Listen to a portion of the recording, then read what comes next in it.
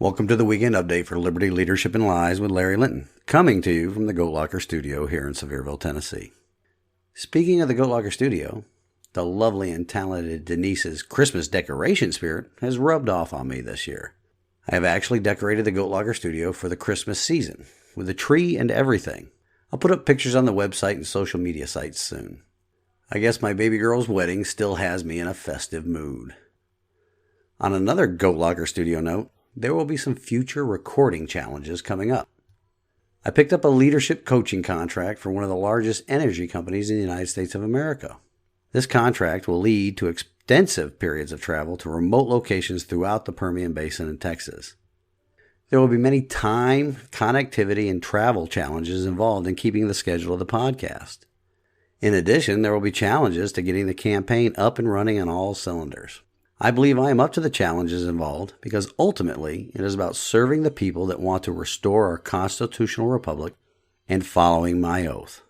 So, audience, buckle up. It looks like the next few months will be a busy and wild ride. Locally, this will be the final reminder for the Veterans Day celebration on the 9th at the Hidden Mountain Resort Lodge at 5:30 p.m. Please see my Facebook page or the website to get the link to register. Seats are running out. Dr. Alan Keyes is the keynote speaker, and along with guest speaker attorney Jeffrey Cobble, the event is sure to be extremely informative.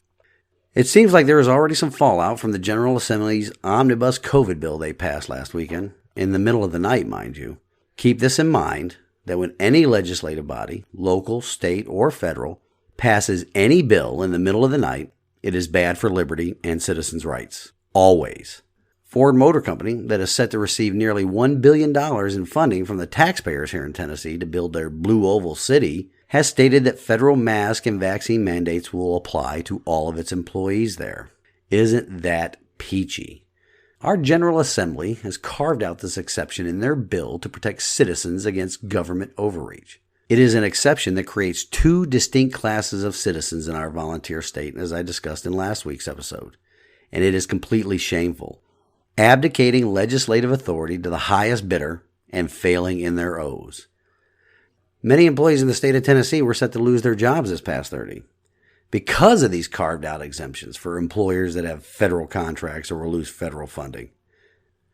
You know, this brings up an important point that a fellow independent candidate has brought up recently. Many people of both major political parties has told me that running as an independent is a waste of time, or that voting for an independent is a wasted vote. You know what is an actual waste of a vote? Voting for more of the same old, same old.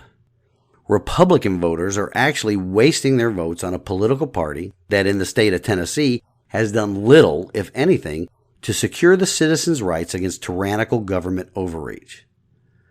Please note that we have a GOP supermajority in the state, and our General Assembly, in concert with our Republican governor and lieutenant governor, have actually worked to erode the inalienable rights of citizens in the volunteer state.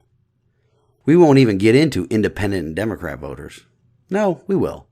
Conservative Democrat voters, when casting votes for Democrat candidates, are actually working against their own self-interests.